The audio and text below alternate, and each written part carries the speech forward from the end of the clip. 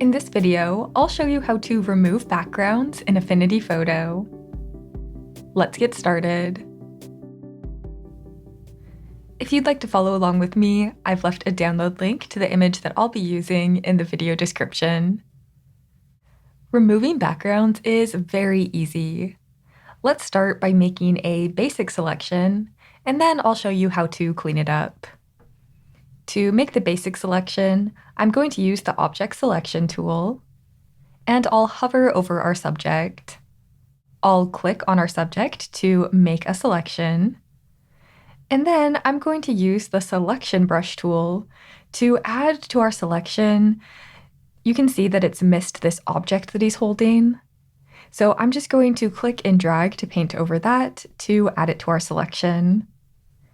I'll just look around to see if it missed anything else, and I'll add it to my selection.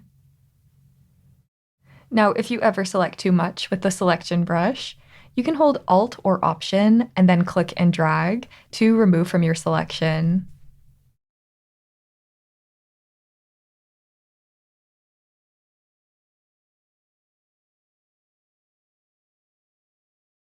At this point, I think everything is selected, so I'm just going to go up to the top and press Refine. I like to use Refine just to make sure that all of the hair is selected properly.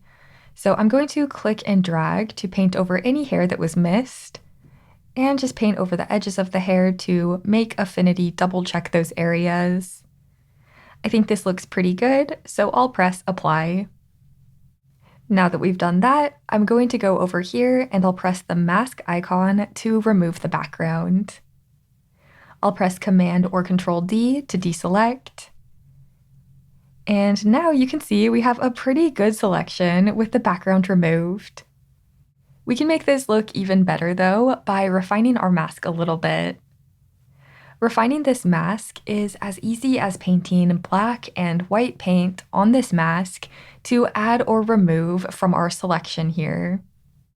So I'm going to grab the paintbrush tool, and I'm going to make sure I'm painting with 0% hardness so that the edges of my paintbrush are nice and soft. Then I'll just zoom in here. And you can see there are some areas where we have a checkered background showing. That's the transparent background, so I need to change my paint to white paint to add parts of the ear back into our selection. And if you ever paint a little bit too much, you can press X on your keyboard to switch your color to black, and then you can remove. I'm just going to do this going around the edges of our model here, painting in black and white paint to make sure our selection looks good.